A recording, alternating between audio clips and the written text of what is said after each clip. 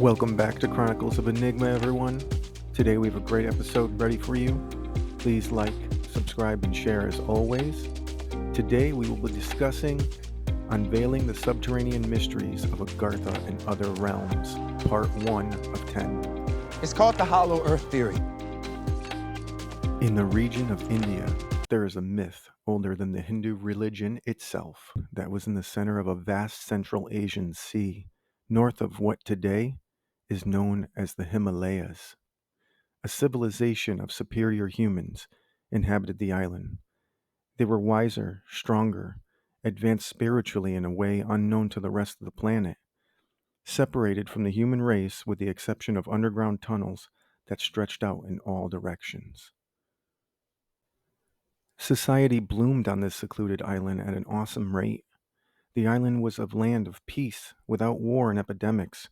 Cultural arts and science knowledge flourished throughout the land. The inhabitants made a conscious decision to remain hidden from the rest of the world, to protect their knowledge and way of life. Superior ability breeds superior ambition. Something horrendous happened to the planet that caused the inhabitants of this island to retreat to underground tunnels and create a utopia below the Earth's surface. The only evidence left behind were the entrances to the underground realm, which have collapsed over thousands of years. We're facing extinction. Agartha is a name that has been used to describe this civilization by Westerners since the late 1800s. Agartha has been called many different names throughout history, including the list on the screen now.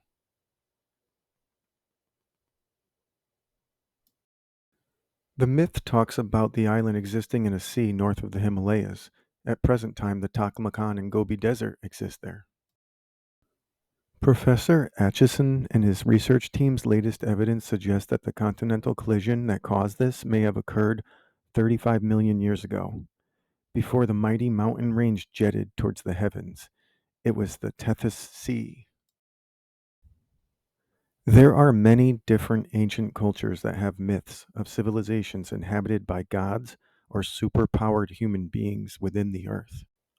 Tibetan Buddhist teachings include references to the mythical land of Shambhala or Agartha.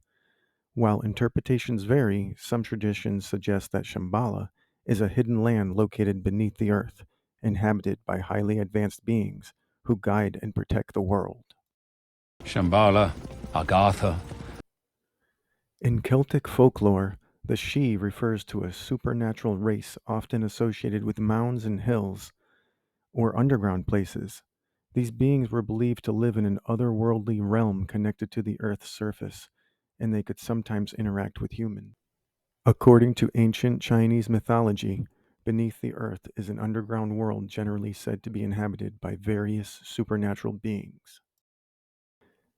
In Norse mythology, there is a mention of the Dark Elves. These beings were often associated with underground realms and were skilled craftsmen. While not explicitly about humans living underground, the idea of distinct beings residing below the surface reflects in a belief of subterranean entities. The ancient Hindus, who believed in a land called Patala, which was located beneath the earth and inhabited by Nagas or serpent-like beings. The Hopi people of North America have myths of the ant people who were said to have taken the Hopi into their underground cities during times of cataclysmic events. I see it. The people look like ants. In Islamic tradition, there are accounts of creatures living beneath the earth's waters, such as the jinn or supernatural beings, some of which are believed to inhabit underwater realms. While not strictly underground, these concepts of hidden civilizations connect the same theme of beings living underground or hidden spaces. In North America, the Navajos believe that their ancestors came from a subterranean realm below the Navajo Mountains. There are Muskogee myths that the earth opened up in the west, and the Muskogee tribe came out. From underground? The Aztecs believed that they were one of the 7 tribes that emerged from the caverns of Aztlan. The Zuni believed that in the beginning, all humans lived in caves at the center of the earth. There is a little known Apache fable of a deep, long cave in Arizona that led to a subterranean territory where a mystifying tribe lived.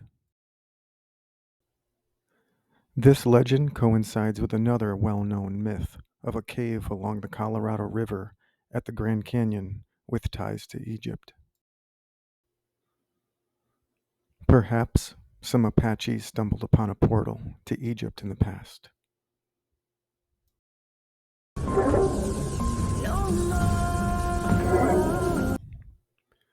In part 2 of this segment, we will be taking a look at the authors responsible for bringing Agartha to Westerners' attention. In part 3, we will be taking a look at examples of other underground civilizations throughout history. In part 4, we get really exciting. We talk about expeditions and reports of supernatural activity in the area surrounding the supposed entrances to Agartha. In part 5, we'll be discussing Shambhala and how it closely relates to almost everything Agartha.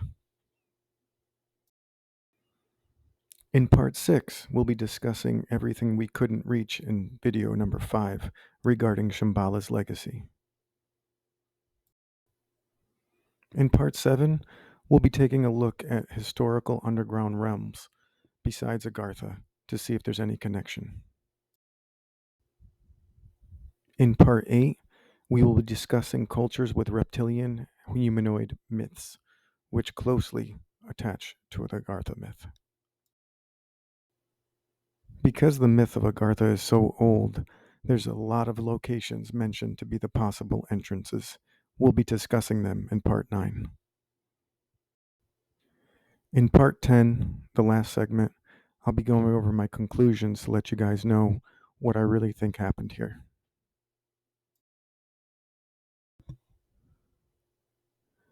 Thank you guys for watching.